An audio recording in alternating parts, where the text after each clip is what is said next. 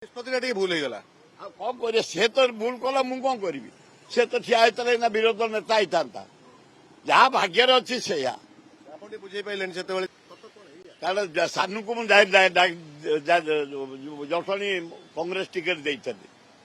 ସାନ ଜିଦ୍ ଧରିଲା ମୁଁ ଏମ୍ପିରେ ଠିଆ ହେବି। ତଥାପି ଭୁବନେଶ୍ୱର, ଜଟଣୀ, ଖୋର୍ଦ୍ଧା, ବେଗୁନିଆ, ବଲଗଡ଼, ବାଲିଅନ୍ତା, ବାଲିପାଟଣା, ଭୁବନେଶ୍ୱର ଲୋକଙ୍କୁ ଧନ୍ୟବାଦ।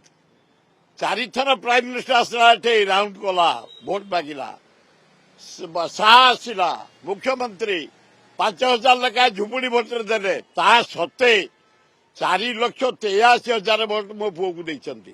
ୱେଲକମ୍, ଅଭିନନ୍ଦନ। କିନ୍ତୁ ନିଷ୍ପତ୍ତିଟା ଟିକେ ଭୁଲ ହେଇଗଲା। ଆଉ କଣ କରିବା, ସେ ତ ଭୁଲ କଲା, ମୁଁ କଣ କରିବି? ସେ ତ ଠିଆ ହେଇଥିଲା ନା ବିରୋଧ ନେତା ହେଇଥାନ୍ତା। ଯାହା ଭାଗ୍ୟରେ ଅଛି ସେଇଆ। ଆପଣ ଟିକେ ବୁଝେଇ ପାଇଲେନି ସେତେବେଳେ ଯେ ବୁଝେଇଲେ ହେଇପାରିଲାନି, ମୋ ଦ୍ୱାରା ହେଇପାରିଲାନି। ଆଉ ମୁଁ ଫେଲ ମାରିଗଲି, ଆଉ ସେଠି ଫେଲ ମାରିଗଲୁ। ଆଉ ଜଣେ ପୁଅ ବିଜେଡି, ଜଣେ ପୁଅ କଂଗ୍ରେସରେ ଛିଡା ହେବା ଦ୍ୱାରା ସୁର ରାଉତରାୟ ବାଧ୍ୟ ହେଇକି ଜଟଣୀ ଆସନ ଛାଡିବାକୁ ପଡିଲା, ଯୋଉଟାକି ଆମେ ଲୁଜ କଲୁ।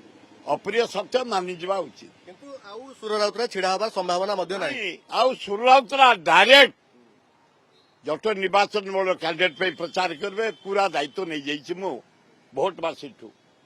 ଫୁଲ ରେସପନ୍ସ, ମୁଁ ଠିଆ ହେବା ଯେତିକି ପରିଶ୍ରମ କରିବି, ଯେତିକି ଖର୍ଚ୍ଚ କରିବି, ଯେତିକି ଲାଗି ତାଠୁ 3 ଗୁଣ ଏଇନା ଲାଗିଯାଇଛି।